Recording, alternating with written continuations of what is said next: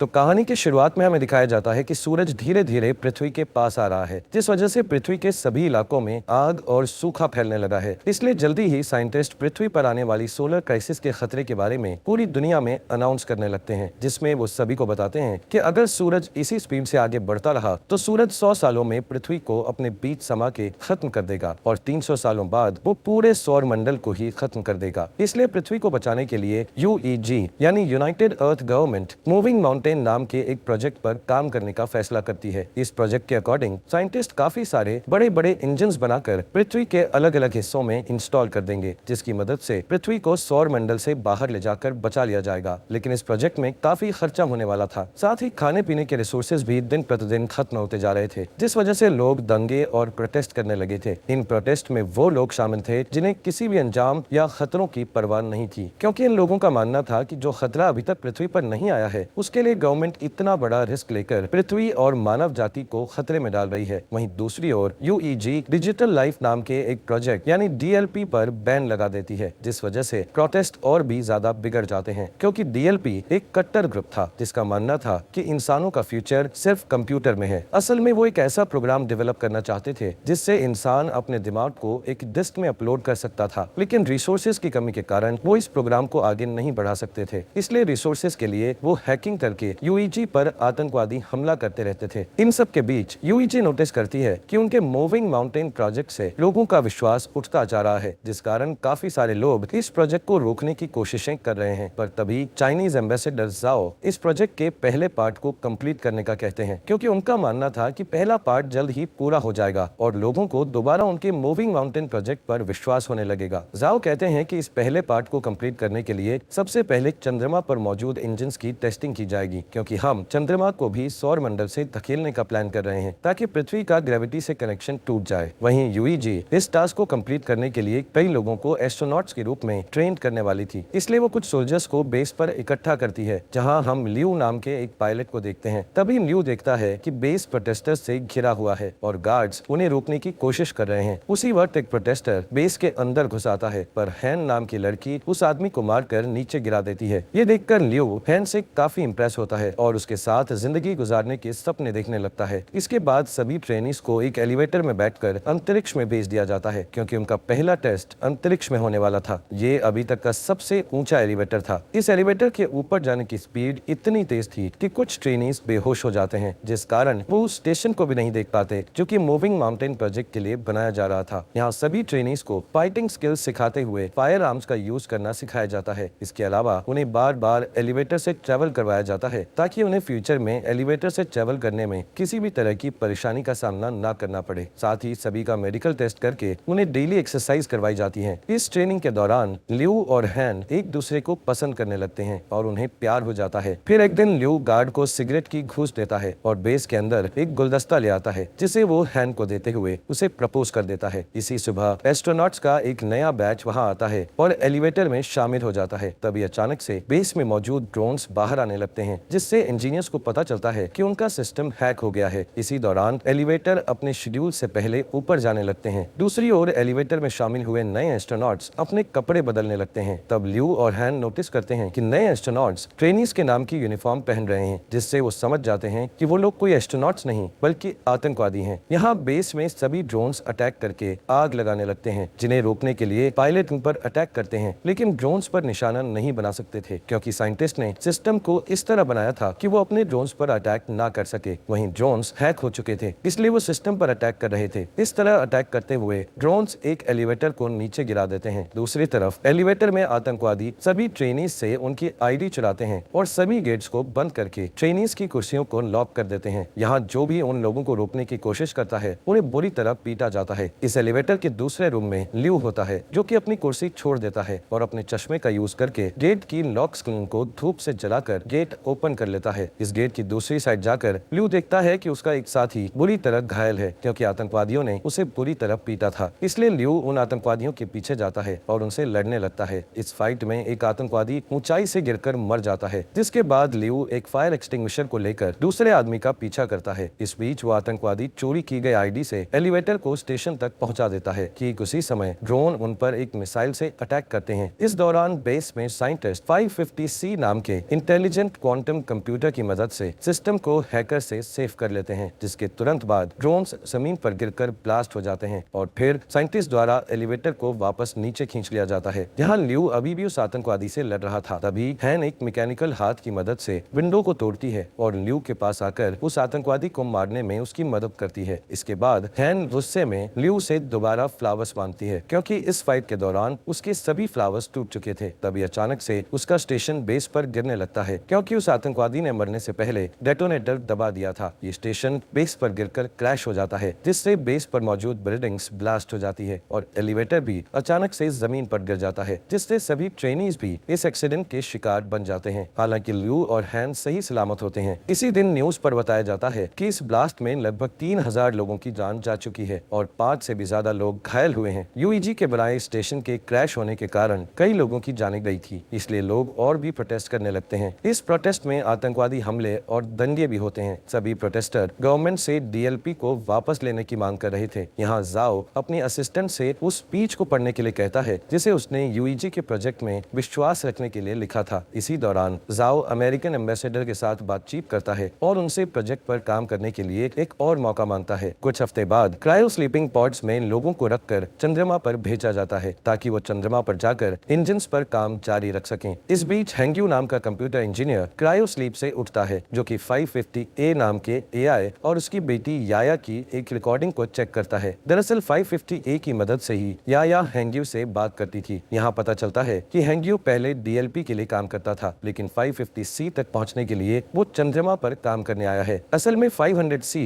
पूरे बेस को कंट्रोल करता है, इसलिए हेंग्यू को लगता है कि वो 500C का यूज याया की क्लिप बनाने में करेगा, जिससे कुछ सेकंड्स के लिए उसकी मरी हुई बेटी का दिमाग एआई में डेवलप हो जाएगा। यहाँ टीम के बाकी मेंबर्स के साथ काम करते हुए हेंग्यू को पता चलता है कि जाओ नाम का कंप्यूटर रिसर्चर 550C का इंचार्ज है और वो चाहता है कि हेंग्यू उनके सिस्टम के ऑपरेशंस पर उनके साथ काम करे। इसके बाद हेंग्यू और जाओ 550C का पहला टेस्ट बेस के हर एक सेक्टर को एक्टिवेट करके करते हैं। जब वो कंप्यूटर के द्वारा वर्क के पूरा होने का वेट करते हैं, तब जाओ हेंग्यू को अपने दिमाग की डिजिटल कॉपी देता है, जिसे कंपनी ने जब्त कर लिया था, क्योंकि उन्होंने डीएलपी पर बैन लगा दिया था। यहाँ जाओ हेंग्यू को समझाता है कि ये तुम्हारे ऊपर डिपेंड करता है कि तुम इस कॉपी को डिस्ट्रॉय करना चाहती हो या नहीं। कुछ समय बाद हेंग्यू याया के क्लिप जाओ को दिखाता है। इस बीच हेंग्यू उस दिन को याद करता है जब वो अपनी पत्नी और बेटी के साथ कार से कहीं जा रहा था। तब अचानक से उसकी कार एक ट्रक से टकरा गई थी, जिससे उसकी पत्नी की तुरंत ही डेथ हो गई थी। पर याया कुछ समय तक जिंदा थी, इसलिए हेंग्यू याया के दिमाग को कंप्यूटर के जरिए जिंदा रखने के लिए उसे डीएलपी के पास ले गया था। लेकिन वो लोग उसकी मदद करना नहीं चाहते थे, क्योंकि उनकी टेक्नोलॉजी अभी तक तैयार नहीं हुई थी। इस बीच हेंग्यू की मुलाकात जाओ से हुई, जो कि पहले डीएलपी में काम करता था। यहाँ जाओ ने हेंग्यू पर एहसान करते हुए याया के दिमाग को 550A नाम के एआई में डाल दिया था। यहाँ प्रेजेंट में हेंग्यू जाओ से रिक्वेस्ट करता है कि वो याया पर 550C का यूज करे, जिससे याया पूरी तरह एआई में बदल सके। जिस पर जाओ हेंग्यू से कहता है कि याया के लिए 550A ही काफी है। इसी बीच उनका सिस्टम डिटेक्ट करता है कि वहाँ Z9 लेवल का सोलर स्टॉर्म आने वाला है, जिससे सभी लोग बेस पर वापस जाने का सोचते हैं। लेकिन उनके पास जो गाड़ियाँ थी उनकी स्पीड ज्यादा नहीं थी, पर फिर भी वो कोशिश करते हैं और किसी तरह सभी इंजन्स को बेस में रखकर उन्हें सोलर स्टॉर्म से बचा लेते हैं। पर इस प्रोसेस में 550C एआई बुरी तरह जल जाता है, जबकि प्रोजेक्ट को 3 दिनों में लॉन्च करना था, जिसके लिए उन्हें एक एआई की बहुत ज्यादा जरूरत थी। तब हेंग्यू जाओ को अपना 550A एआई देने को कहता है, लेकिन इसके बदले वो फ्यूचर में 550 मॉडल्स डेवलप करने वाली टीम में खुद को शामिल करने का कहता है, जिस पर जाओ मान जाता है और हेंग्यू एआई से याया के दिमाग के डिस्क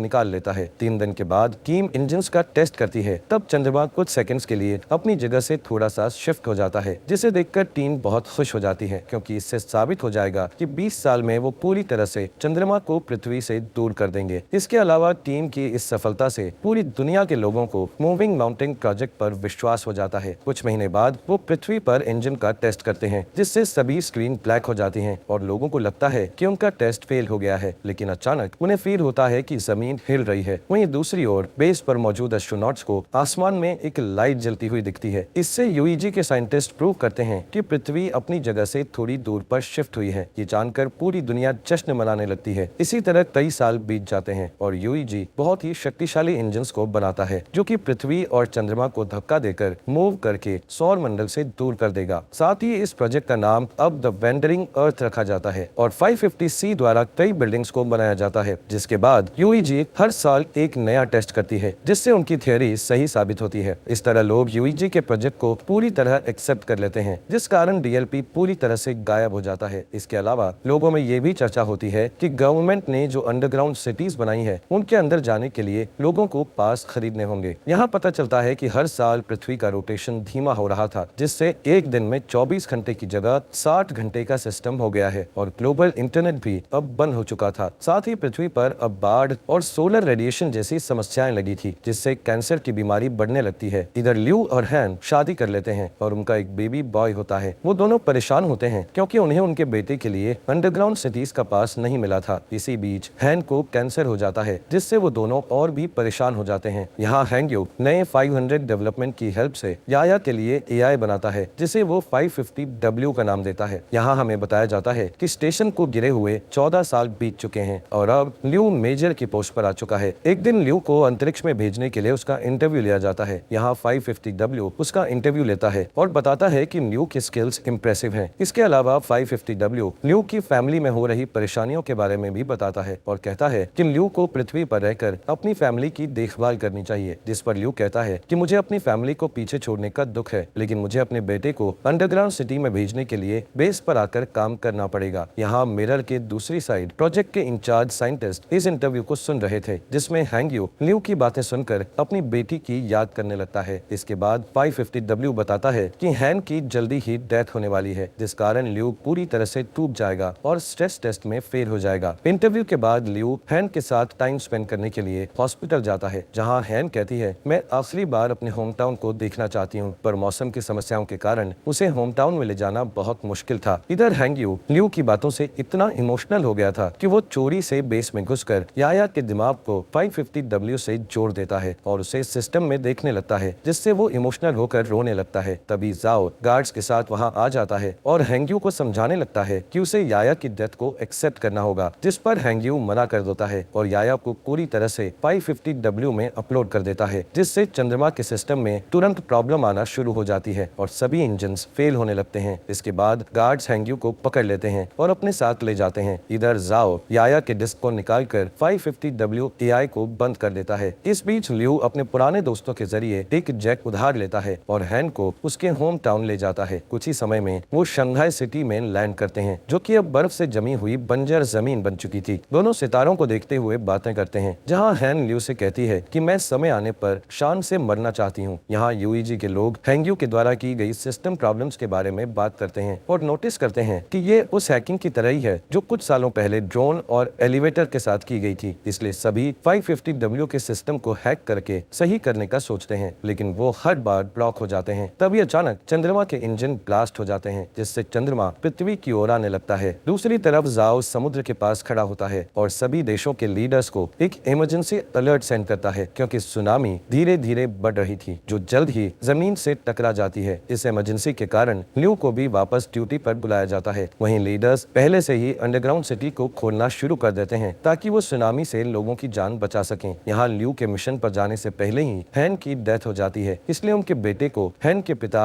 अंडरग्राउंड सिटी में मिल जाते हैं। इस बीच जाओ यूईजी से सपोर्ट मांगते हुए कहता है कि उन्हें पृथ्वी के सभी परमाणु हथियारों का यूज करके चंद्रमा पर अटैक करना होगा, ताकि वो चंद्रमा को पृथ्वी से टकराने से रोक सकें, जिस पर सभी देश अपने अपने हथियार सौंपने के लिए मान जाते हैं। इस बीच जाओ हैंग्यू से मिलने के लिए जेल में जाता है और उसे बताता है कि वो पृथ्वी के इंजन को जल्द से जल्द एक्टिव करना चाहते हैं, लेकिन इसके लिए उन्हें ग्लोबल इंटरनेट को फिर से एक्टिव करना पड़ेगा। साथ ही जाओ बताता है कि इंटरनेट का एक सर्वर पानी में डूब गया है, जिसकी केयर करने के लिए उन्हें हैंग्यू की जरूरत है, लेकिन हैंग्यू जाओ की बात नहीं मानता है। तब जाओ उसे याया के दिमाग की डिस्क दिखाकर उसे ब्लैकमेल करता है, जिससे हैंग्यू को उसकी बात माननी पड़ती है। इसके बाद हम देखते हैं कि परमाणु को ट्रांसपोर्ट करने के लिए ल्यू के साथ साथ कई पायलट को चुना जाता है। वहीं पृथ्वी पर मिसिंग इंटरनेट सर्विस की देखभाल के लिए 3 टीम्स को बीजिंग, टोक्यो और डैलस भेज दिया जाता है। इसके बाद चुने हुए पायलट्स शटल्स के साथ चंद्रमा के लिए रवाना हो जाते हैं, जहां अंतरिक्ष में एस्ट्रॉइड्स प्लैनेट तेजी से शटल से टकराने लगते हैं, जिससे कई शटल्स क्रैश हो जाते हैं और टीम को 200 हथियारों का लॉस हो जाता है। इस वजह से अब उनके पास सिर्फ 180 हथियार ही बचे होते हैं। थोड़ी ही देर में बाकी के शटल्स चंद्रमा की सतह पर आ जाते हैं, लेकिन तभी